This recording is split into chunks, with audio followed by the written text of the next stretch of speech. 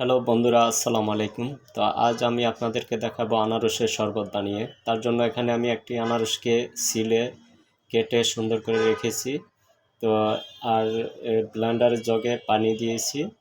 এখন আমি এই পানির মধ্যে আনারসগুলো দিয়ে দিচ্ছি। আনারসগুলো দিয়ে দিচ্ছি, এক এক করে সবগুলো আনারস দিয়ে দিব।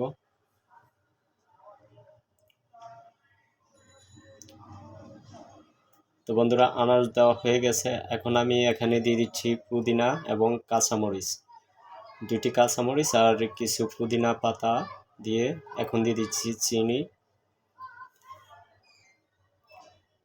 চিনি দিয়ে দিলাম। এখন দিয়ে দিচ্ছি বিট লবণ, সামান্য পরিমাণ বিট লবণ দিয়ে দিচ্ছি।